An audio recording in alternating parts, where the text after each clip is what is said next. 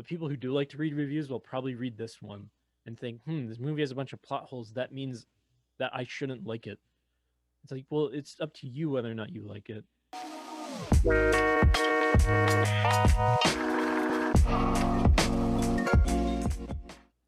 Hello, I'm Amanda. Hi, I'm Jordana. Hi, I'm Ashley. Hi, I'm Neil, and we're talking about Three Billboards Outside Ebbing, Missouri, directed by Martin McDonough in 2017.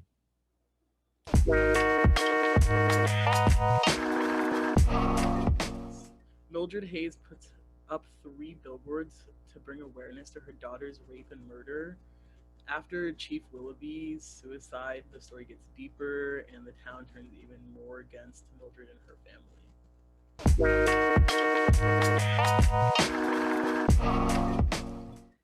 Okay, so my love is the scene in the hospital when they like bring Dixon in and he's interacting with Red. And so much, it's shot so interestingly where we have all these shots like through the hospital bandages, and we kind of get to see this reconciliation of these two people who absolutely hate each other, but Red is still kind to him and still somehow finds it in himself to like be nice and bring him the juice. And it's just, I don't know, I really like that part. And the music's very cool there too. It all comes together very nicely. And my list is the dentist scene. I can never watch it. I just, something about the dentist drill, it does it for me. So I Did you love say you loved it? You loved or listed the listed the dentist scene. I want no Okay. part of it. All right. I loved that scene when they bring Dixon into the hospital, only because I think they did a really good job at keeping a sense of engagement where you didn't really know what Dixon was going to say. Because at first I thought he was going to act like he wasn't himself and that he was someone that, you know, had obviously gotten burns and that he wasn't going to reveal who he was only so that Red wouldn't get upset. But I kind of love that he revealed himself. I think that as far as Dixon's character goes, that was a huge turning point for him, and kind of accepting that, you know, this is just the way things were and that he needs to own up to it. And I think that within that moment, it was a really good move by Dixon to do that for himself and for Red. See, for me, I loved Dixon's character development. In the beginning of the movie, I hated him. I thought he was just a stupid pig, and that like he was just gonna stay kind of like the racist, cold-hearted person that he like put off to be. But after he got that letter from Willoughby, and you kind of see that he is a good person, and that he actually wants to help people, and he saved Angela's case file from being burned and like destroyed. It kind of showed that he had a heart, and in the end, when he becomes kind of like friends with Mildred and they're driving up to like catch that rapist, I thought that was like a beautiful scene. I was like, we're seeing someone like, well, two people that have hated each other the entire movie just grow to like be friends and enjoy each other's company. It's funny that you say that because one of the first notes that I have for the movie is hate in all caps and then the cop. And then I did a dash and I was like, the movie does a really good job at making you hate him instantly. Because as far as the introduction to the characters go, like he was the first one where it like really provoked you to where you're like, I hate this character. He's the worst. But I also think like throughout the movie, I don't want to say like you fall in love with him, but it's almost like you feel bad enough to the point where you like feel for him. You know what I mean? Like you realize that he has a really troubled life as far as like his relationship with his mom goes in that situation, financially, mentally, emotionally, you know, all of that. Um, and when I say this, it doesn't mean that I liked all of the characters, but I think that all the characters in this movie, every single one of them were absolutely brilliant. They were very well thought out. They were very well developed throughout the movie. And I think that the actors that were cast to play them were like amazing. So that was probably my favorite part of the movie. Were I the could characters. argue that, like with James, I'm not sure he was essentially necessary for the movie. But I think it added like a sense of, it was kind of like Get Out, right? Like we need some instances of humor, and like his infatuation with Mildred was almost like comedy, you know, and it was like it was something that lighten the mood, I guess. Obviously, it was kind of uncomfortable at some points, but I do think that as far as his position in the movie, it's fair to say that it was I don't want to say useful, but it wasn't something that I think the movie could have gone without. Maybe it wouldn't have had to have been James, but a character like him to where it brings forth some kind of like lightening the mood, comedy, you know, something to laugh at was necessary because this movie was obviously really tough to watch in some points. So Yeah, and with James, I know Peter Dinklage is always very careful about what roles he accepts. And he never wants to take a role that's very like diminishing and like portrays all of these like stereotypes. And so I feel like the fact that he agreed to be in this film and in that role says something about it, because even though Mildred makes fun of him and only goes on the date with him out of pity, they still present him as like a human being, and like even though everyone around him doesn't treat him like an equal, like it doesn't always, it does it for comedy, but it also shows how messed up that is, that it's funny, you know. I don't know if anyone here has seen Game of Thrones, but I think as far as star image goes and him carrying Tyrion, who's his character in Game of Thrones, into this movie, I saw Tyrion in his character in this movie. Certain things that he said, certain mannerisms, certain ways that he said things. So I think it was also, I don't know if I would necessarily say that it was biased, but I think that the way that I viewed his character was very much through the perspective that this was almost like Tyrion acting as James. So I think for me, it was really interesting seeing that. And I think his acting is great. I think Peter Dinklage is a great actor. So For me, whenever I see Peter Dinklage, I automatically like remember that he's in Game of Thrones, and I've seen a majority of the seasons of Game of Thrones. I skipped the first season. Ignore that though. So, coming from like seeing him in Game of Thrones to this, I didn't really see his characters being the same. I kind of separate him every time I see him in a different movie. I try to do that with all characters, like all actors and actresses. Whenever I see them in a different movie, I try to separate them.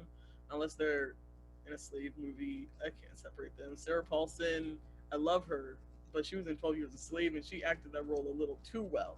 So it's like there's just certain like characters when it comes to star image that it's easy to kind of like pass by it, but others not so much. I agree. Yeah, I totally agree with that.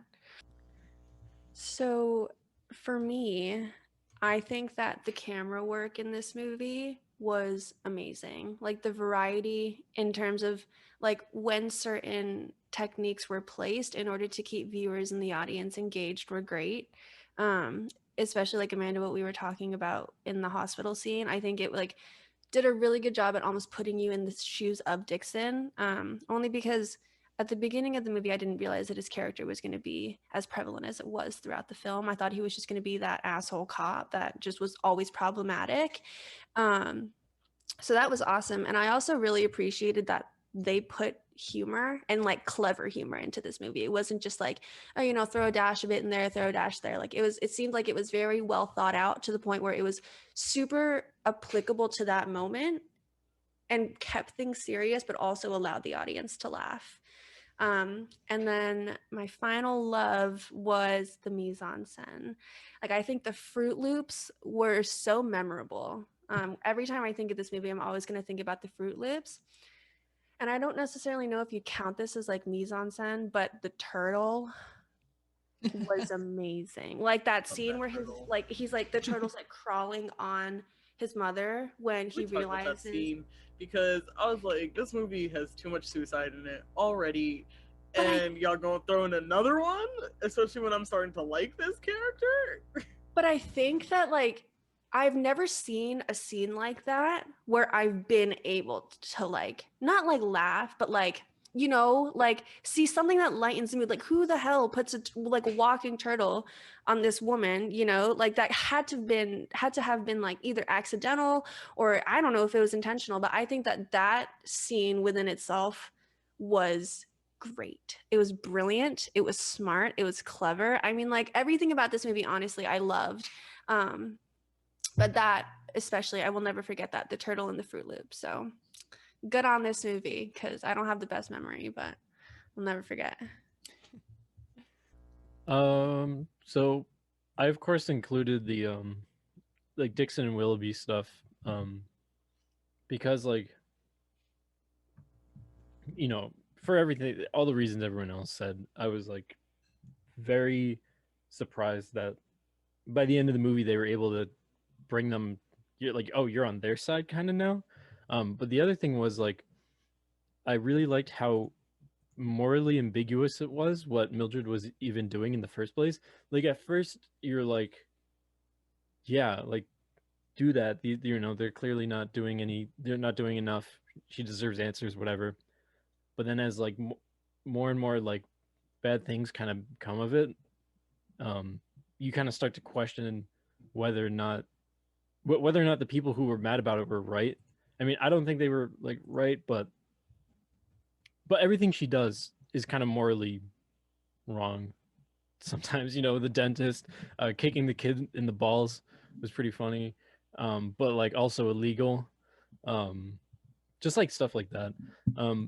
But I think my biggest list was Charlie's girlfriend. Mm-hmm. So I wrote this on the doc, but Martin McDonagh's a really good, you know, as we see in this movie, he's really good with comedy, especially in dark situations.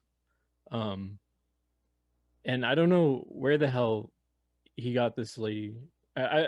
She's like been in some other stuff, but like It didn't add to his character at all. At all. No, but I was like, when she came in, she was like, I just need to pee or whatever, and I'm like, Yeah. stop. I was like, I was like okay with it in the moment, but like the more I thought about it, I was like, this is like taking it a little bit too far. You know, it's like, okay, now this is just straight up like stupid comedy that is, and I'm just like, I don't need to hear her talk about the fact that she just needs to pee. It just didn't work. None of it felt like it was appropriate at any moment in the movie. But I think that's what they were going for. They didn't want it to feel appropriate because their I understand relationship that. was inappropriate. That's definitely true, but I was just like kind of, it wasn't like that big of a deal at all. Like I totally forgot about it after, you know, once we got to the next scene, but I was like, out of all things I would have cut, it would have been that.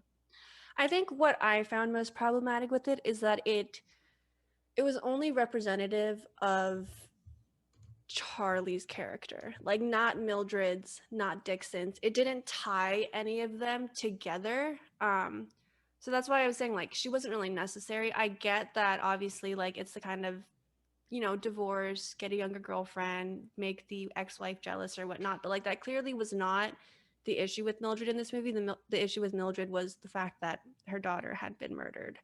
And I don't think that him having a younger girlfriend added any kind of dynamic to any of the characters, to the plot, to anything. So I think that was what I found most problematic.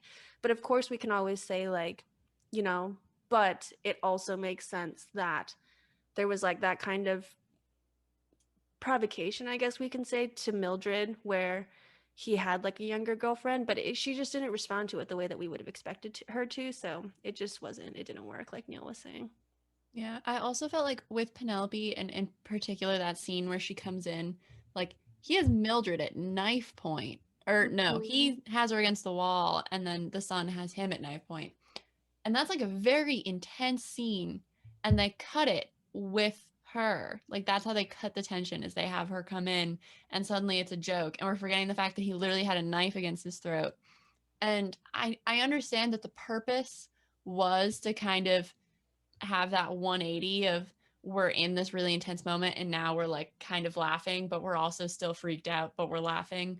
But it honestly, it kind of felt like it was just unable to take itself seriously. Like I feel like it almost went too far into comedy instead of just like it. I feel like it would have been more impactful if it had just sat in that moment of this tension where they're fighting. Like if we had just felt that as opposed to trying to cut away from that.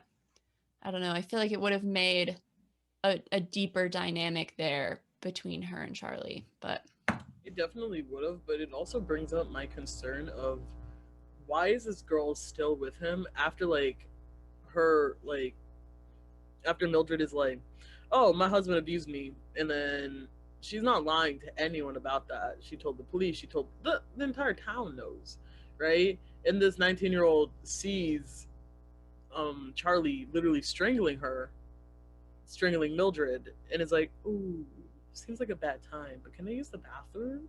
Like, sis, I'm 19, and if I saw that, I'd be like, "So it looks like But I we're think that done." was the whole point. I think that was the whole point, was that she was either enough of an airhead to not like get it, or her and Charlie's relationship was very clearly something that wasn't like him and Mildred's. Like, obviously, I never got anything to where he was like in love with her, but it was obviously the kind of thing where he's a guy who's freshly divorced who just wants to either feel young again, or, like, I don't think it was yeah. that he wanted to feel young again. I think it's because he missed his daughter so much that he went for someone in her age range to feel Oh, I never connected thought to about someone like that. that. Because Oh my maybe gosh. he never felt connected to his daughter, and like he knows that his daughter was trying to live with him, and like right before she passed away. Oh my gosh, I never thought about So that. it's like he wanted to feel connected, and as if he had someone similar to his Yeah. daughter just with him again. Well, that's another thing. I really wish that they brought out more of Angela. Like, the clips and snippets that they put in, I was really interested in, only because everything was still up in the air with what happened to her daughter. And obviously, the whole point of these billboards was to upset the town and, get her daughter justice. But even that, like, even throughout the movie, I was hoping for something that would give me more on Angela, or more on Angela's relationship with one of them, like either the brother, the father, or the mother. I get that we saw her and her mother interact and everything like that, and it wasn't a healthy relationship, but I wish that we got more than just like the last scene of when they saw each other and when she said that, because like obviously what she said to her daughter was horrible and it happened, but I think that like they should have put in something to like follow up that scene that almost like brought everything together, because like it was very open-ended. Like, obviously we knew that happened, obviously we knew that they didn't have a good relationship, but that was it. I felt So like if we actually saw the scene where Angela died, even though it would have been graphic, I feel like it would have added so much more to the movie, in the sense that we see like her mom being angry at her, then her leaving, and then dying after what her mom said. It would have really been like a huge I heartache. think that would have changed the movie so much, though. Like, I feel like that would change the meaning of the movie entirely. Not that it would make it worse. I think that it would just be a different movie.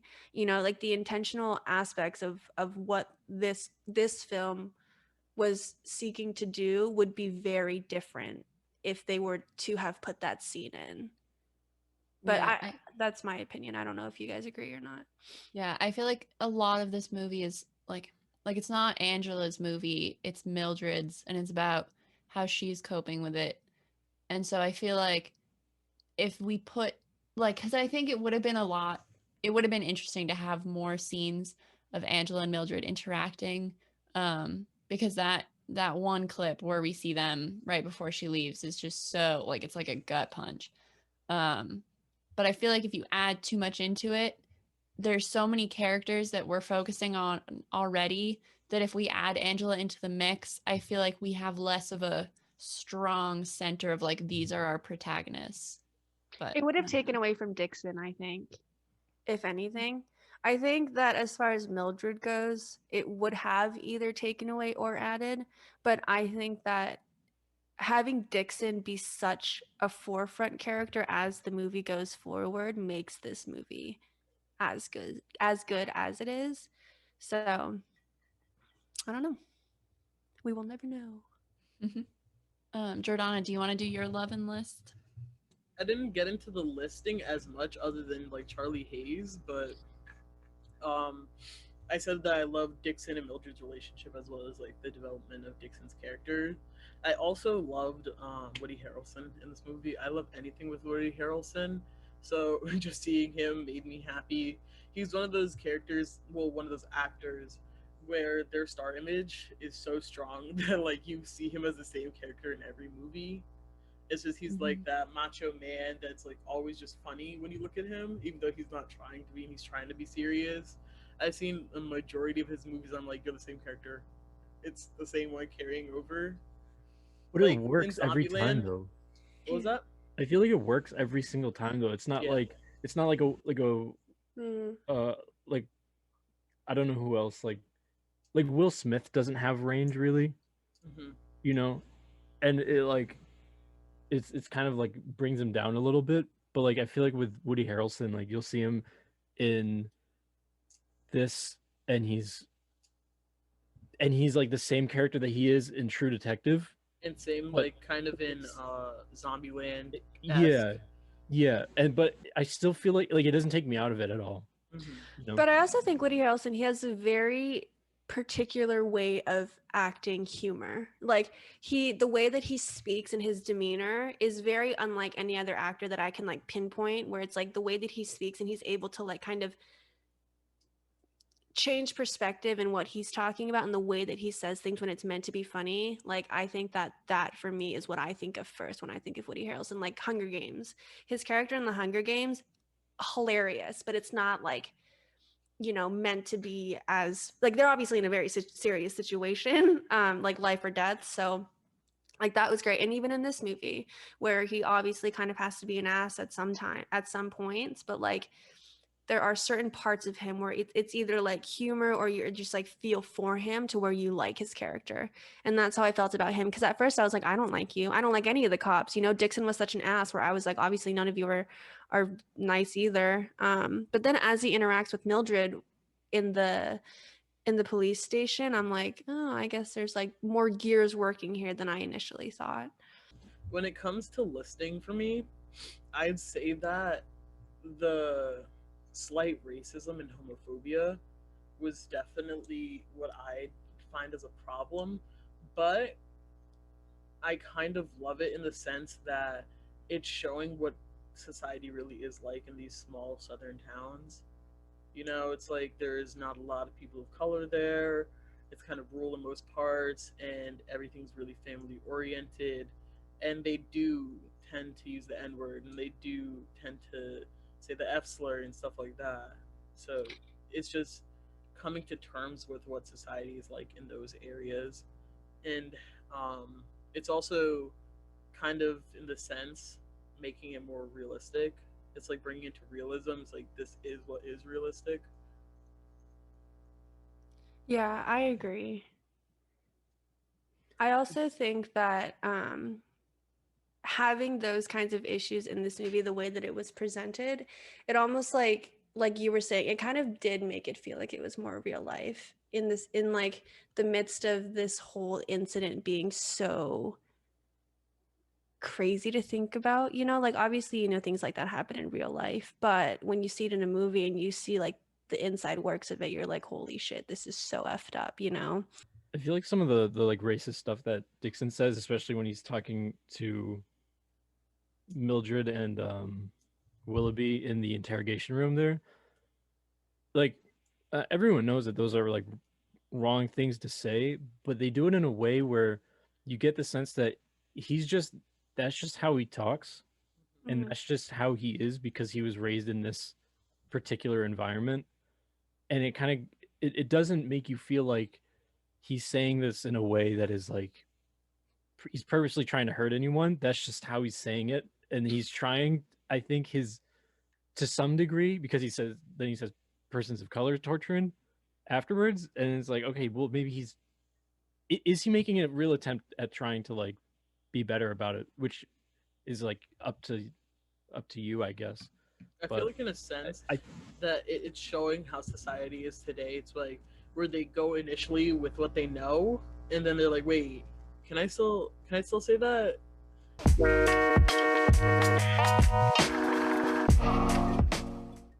I don't know if you guys felt this way, but there was a certain turning point for me in the movie where I genuinely felt bad for Dixon.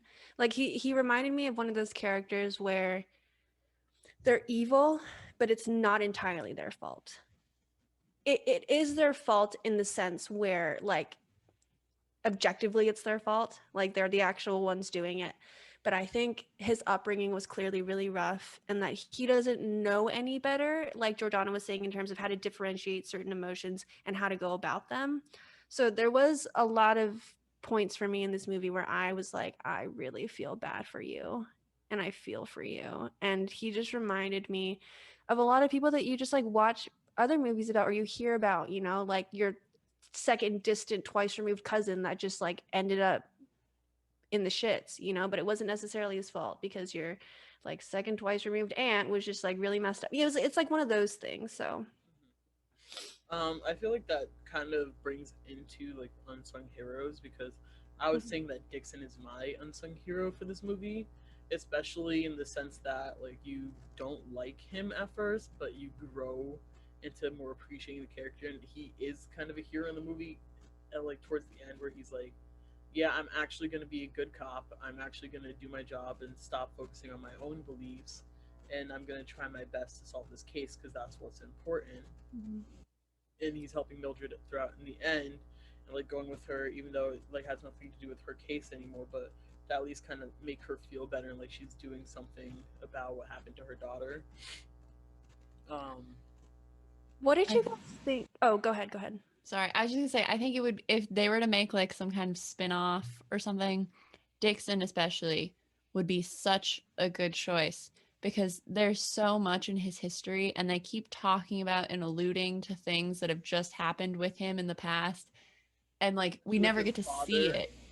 Yeah, But with his father passing away, and then he's forced to take care of his mother. And yeah, like you with can see the way that his mother kind of controls him, but like doesn't at the same time.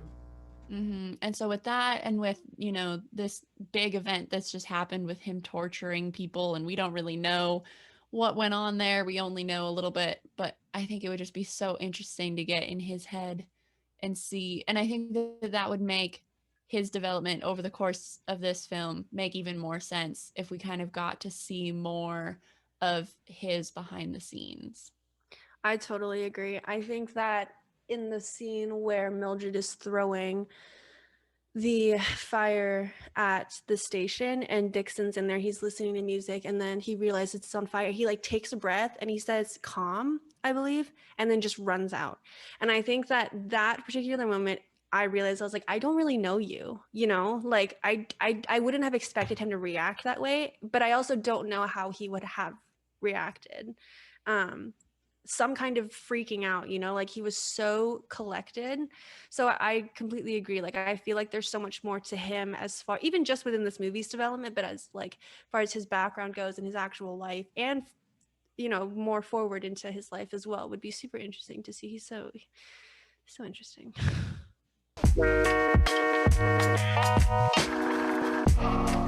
And whoever said that Frances McDormand was perfect for the role of Mildred, could not agree more. I spoke about that with my brother. I literally had a whole conversation because after I watched it, he was like, "How was it?" And I was like, "That was amazing. Like, it was so good." And he was like, "Frances McDormand could not have delivered a better package for this movie." And I was like, "You're so right. It's just so good."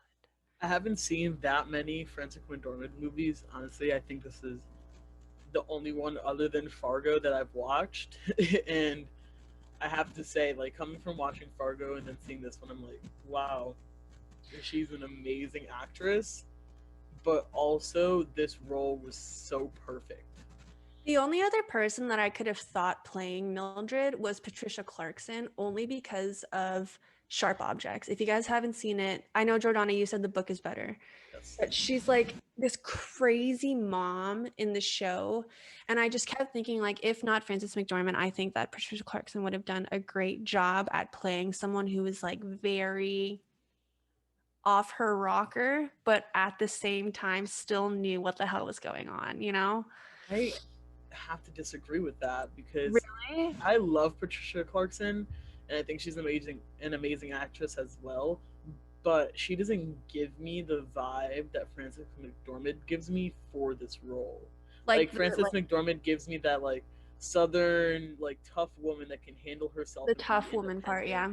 You know? That's true. Patricia Clarkson would be a little like daintier than Frances McDormand. Okay. I feel like Patricia would kind of be the mother. It's like your daughter passes away and you're just crying in your room for like 3 months straight. Yes, well, that's Frances very is true. I can see that mother now. that's like, I'm gonna do something about this and I'm gonna do it right now.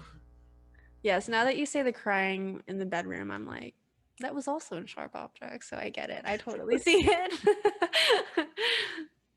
I guess the one thing before we do he said, she said, the one, like, imagine if, because I remember when I first watched this, that I was so pissed that this guy that they find at the end, that Dixon scratches and they go through the whole thing. Brilliant scene. I It's have to say, the scratching and all of that, amazing. It's so good. And so I was so frustrated that after all of this, we don't get that catharsis of we found him, it's over. But now that I've watched it like 3 times, I feel like it just wouldn't be the same. It's like too easy. It's like too like I know exactly why they did that. I know exactly why. Why? And it's because that's how life is. There is a million rapists out there, and you're not always going to catch the specific one, but you can help someone else not be raped in the process by stopping this one person. You know, it's so hard to find a particular person from what, like 9 months ago, 7 months ago, but you can stop this one person from hurting someone else in the process.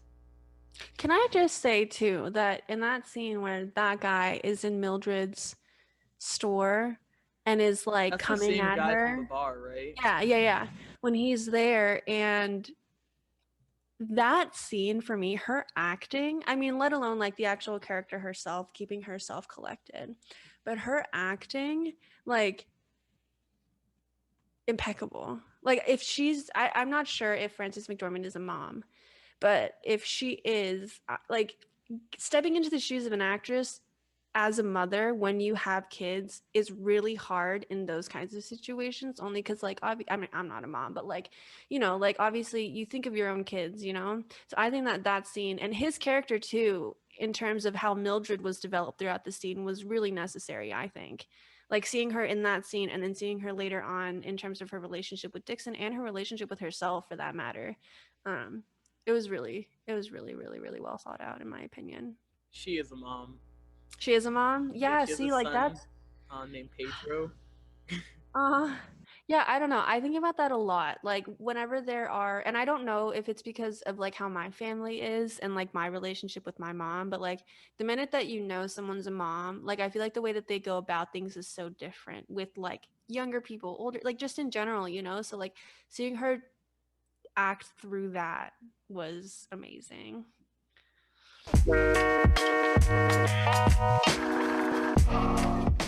Let's do the He said, she said. He said. Okay. Yeah, if I go with mine because it's a bit different, I think I can do it kind of quickly. Sure. Yeah. Absolutely not. Okay, so I chose this review. This gave it. This is a user review off of IMDb. He gave it a 7 out of 10. I don't really care what he gave it, but I feel like this is an interesting look into how a lot of people look at movies, and I think it's the wrong way to look at movies. I mean, of course, like you can do whatever you want, but like he's basically saying, beware the plot holes near the billboards. And he says like, someone lights the billboards on fire, but apparently only the paper on them burns, not the old wood that's been sitting there decaying since the 80s.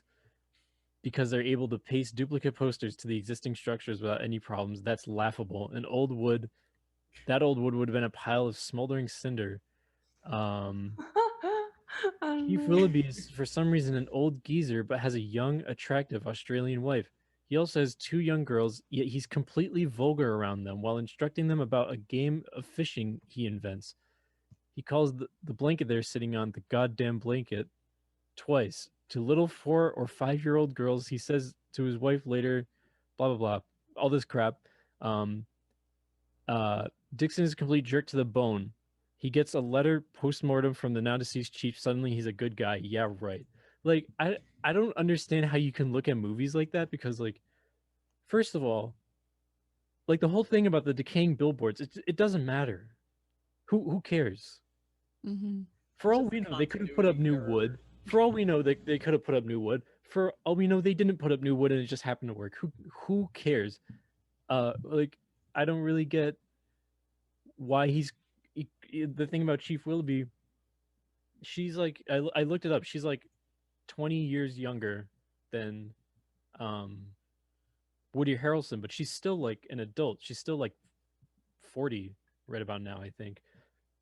I feel like that's not like super uncommon, you know? I mean, is it a little bit weird? Maybe. I don't know.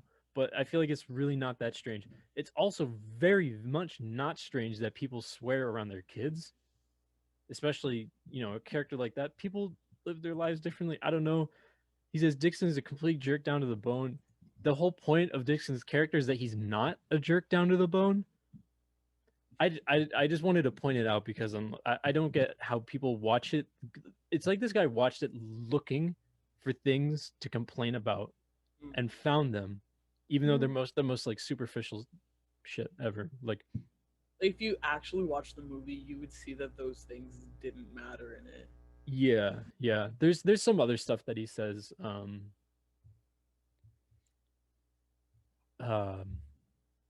I feel like it's very indicative of watching a film with kind of like a surface level, like not really yeah. Yeah. questioning why these things are, just noticing them and being like, well, that's stupid, and not thinking about like, well, why would that be a thing? Like, oh, like it's dumb that they had him swearing in front of his children, but like not thinking about like, well, what does that say about Willoughby and what does that say about his Yeah. family and about his children? Like, it's just taking it surface at face value and just not taking the time to actually question what you're watching and like have intellectual thoughts while you're interacting with this piece of media. Mhm. Yeah. I don't know why it was like so weird. Like so many people look at movies this way and I feel like it's bad. Because then, you know, people I don't like to read reviews, but people who do like to read reviews will probably read this one and think, this movie has a bunch of plot holes. That means that I shouldn't like it. It's like, well, it's up to you whether or not you like it, not Well, it's different this in the random sense dude. that, like, well, I heard from my mom that she didn't like the movie before I watched it, and that changed nothing about how I felt watching the movie. You Yeah, know, but if you read a review like this, I feel like it's like misleading. I'm that person. If Yeah. I read a review about that, I would have that kind of inclination going into a movie where I don't think it's going to be good. So I totally get where you're Yeah, coming no, from. I totally understand that. Like for like a while, I would like watch a movie that I really liked, and then I would read reviews, and anytime I saw a bad one, I would get like self conscious and start thinking about it. I'd be like, oh my god, maybe that movie is actually really bad, and this guy is right. But then after like an amount of time, I'm just like, it doesn't matter what you know, random Joe, what's his name? He didn't give a name. What Chicago Poetry on IMDb says about this movie, like it doesn't matter, and I think he's wrong on almost everything. He's looking in the wrong places. But I think you can say that about anybody, you know? Like there are people out here, not me included, but like rom-coms, people who literally will go out of their way to shit on every single aspect of a rom-com just because they feel like it's necessary. So I feel like reviews like this for people like us are frustrating, but I also think that there are people out in this world. Actually, I know there are people out in this world because I have friends that are like this, that like when they watch a movie, they won't find the need to watch it twice, or they won't find the need to talk to someone else about it, only because they feel like what they got from it was what they were supposed to get from it. So people who are like that, where they think that when they watch a movie, this is what I'm supposed to get from it, oftentimes will not have an open mind to like think of another way that a movie could be presented. So it's tough. Like there's obviously a lot of give and take, you know? Mhm. Okay, who wants to say their review next? okay, I'll read mine. Okay. So mine's Mine's from the kind of long, Guardian. so I'll go last. Go ahead.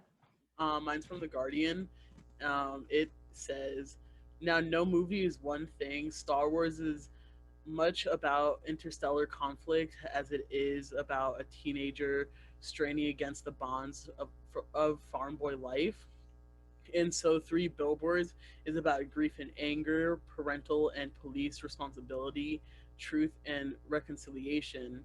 But it is also about class and race in rural America. The levels to which McDowell doesn't actually investigate or interrogate his own storytelling decisions in that regard are frustrating." And with that, I completely agree that the movie is about grief, anger, and all of that.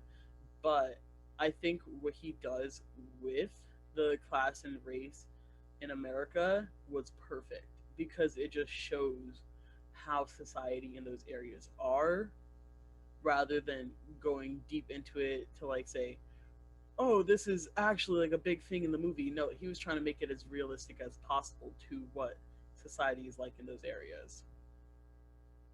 I Yeah, agree. I do think he kind of he picks up a lot of threads but doesn't really do anything with them.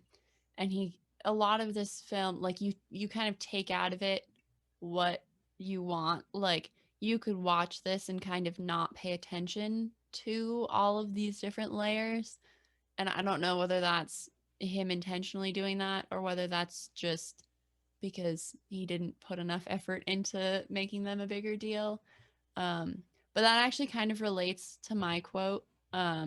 So mine's from the New Yorker, and it says, all the sophistication of modern cinema, the extraordinary competence of modern acting and modern photography is brought to bear on exposing the vulgarity of the conservative Midwestern provinces. It is not a fair fight. The seductive power of these images and the powerful sense of reality they convey covers up 1,000 cheap coincidences and blatant manipulations of the storyline. The people of Missouri, alas, cannot talk back to the director. And I feel like this whole article, it talks about kind of like, okay, is this really reality?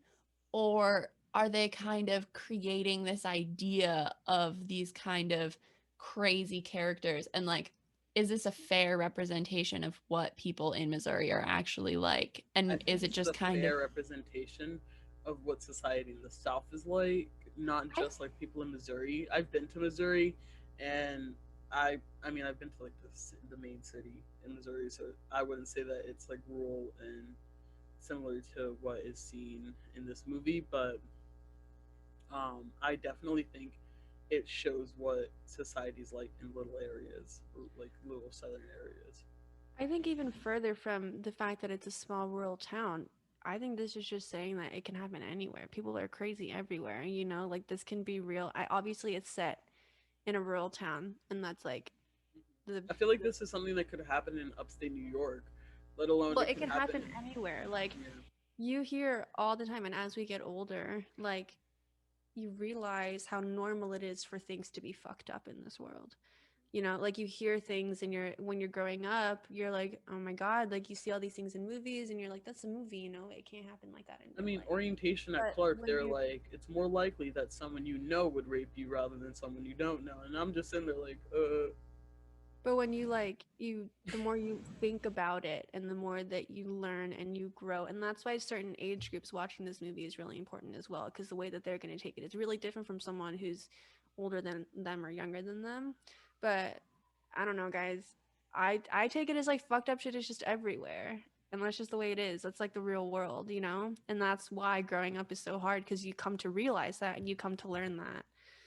But of course, within the specificities of it being a rural town, I've never been there, and I grew up in Hawaii and California. Obviously, those are two very different places from a small rural town in Missouri. So, this is coming from someone who has absolutely no idea what it's like.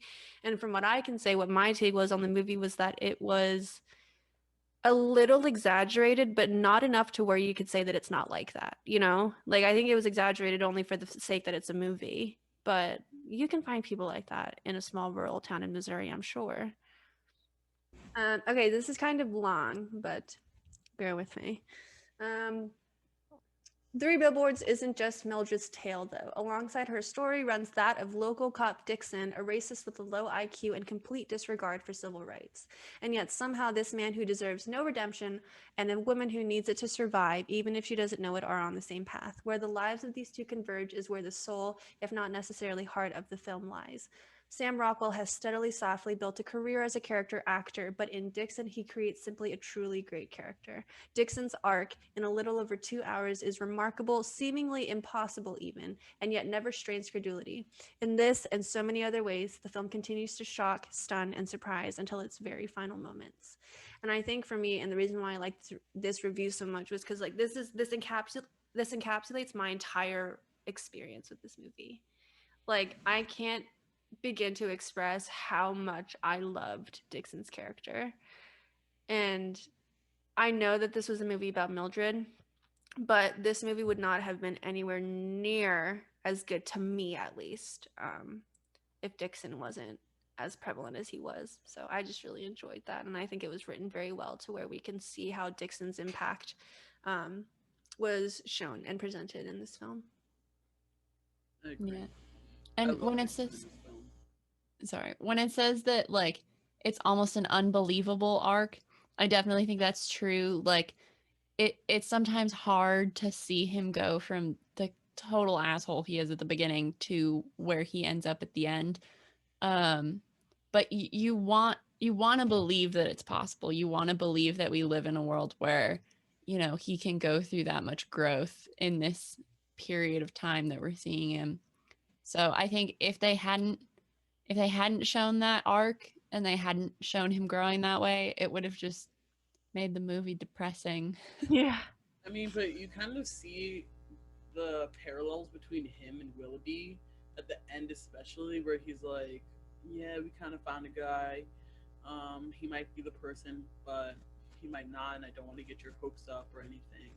But I think it's him." Blah blah blah. Blah. Like you can see that he's like sitting on the same swing set that Bill had sat on, where he told Mildred that he had cancer, and you kind of see that he's like, I'm really trying, and I'm sorry for the past, but I'm like trying to help you out right now. His character, I cried so hard. I Like didn't cry in this movie. I just I just feel Correction, for I did. I I just- lied. I don't know. I think that it was such a good representation of a real life example of people who just, it's not their fault at the end of the day. They just have to deal with the consequences of it. And that's why this world is so fucked up. You know, like there are people out here who are genuinely good people deep down. They just don't know how to be. And they did a really good job at showing that. Because we run into those people all the time. We just don't like them. So.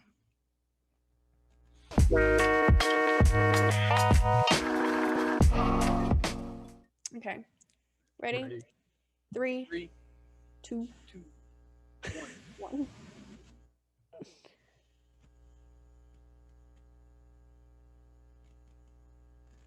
I love how we always like just sit here, like waiting We're for always someone to trying to put it see down. We want to see everyone else's words.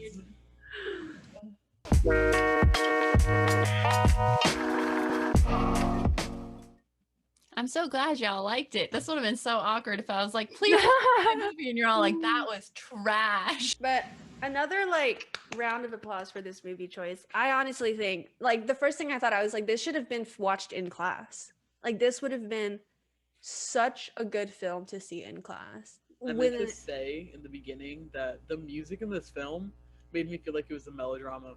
Yeah. It And really like did. all of it though, like the there was so much variety in the cinematography. Like they used so many different techniques. There was not like one like given set of styles. Like it was so versatile. I loved it. I feel like the only thing that takes away from it not being a melodrama would be the lack of the random slapping or like, and the exaggeration. when speaking. Yeah, This Dixon's just felt like a realistic drama rather than a melodrama. Yeah, that's a good way of putting it. Yeah, when Dixon like threw Red out the window, I was like, oh, damn. Like, I didn't know that's how this movie was going to be, but I guess that's how they're playing it. But overall, I mean, like, I would watch this movie another time. And this was also one of those movies where like you instantly know that you have to watch it twice to get like the actual meaning of what it is supposed to bring forth.